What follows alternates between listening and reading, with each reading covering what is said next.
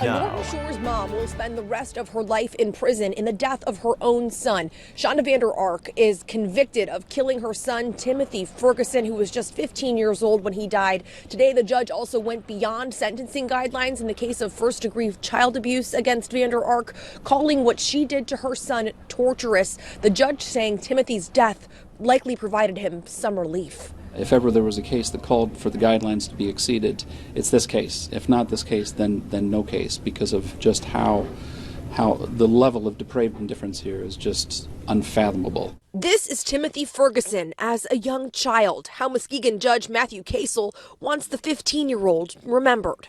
The last 6 months of his life, Timothy called this small space under the stairs his bedroom. Timothy, who had autism, subject to constant monitoring from cameras and motion detectors, deprived food with locks on the fridge and pantry, and forced to eat hot sauce, among other instances of abuse. The abuse at the hands of his mother, Shonda Vander Ark, who's been convicted of abusing and killing Timothy, and her son, Paul Ferguson, who's also charged with abusing him. I read through every single text message of the exhibit, 2,000 plus pages, to try to understand what the heck was going through your mind.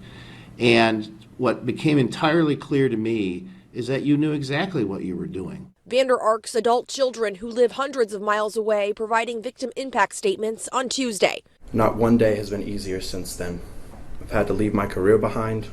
My wife has to watch helplessly as I struggle, day in and day out, wondering how none of us knew what was going on, wondering if I told Tim I loved him enough times for him to remember up until the very end. I like to say I don't regret things in my life, that every mistake I've made has made me who I am today, but when Timothy died, I couldn't stop regretting.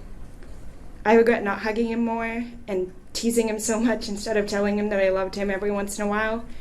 I regret not putting aside my differences with Shonda and Paul just to check in on him. The siblings speaking after sentencing, at one point the judge commenting he was worried no one would be there to speak on behalf of Timothy.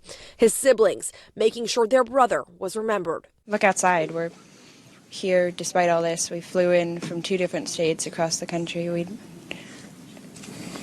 We've come far and wide because the world's a darker place without him, and people need to know that. Vander Ark's case went to trial in December of 2023. Her son found dead in a Norton Shores home July of 2022. The judge saying Tuesday, it's important to call the abuse what it was. And let's call it what it is. It's torture. You tortured this child.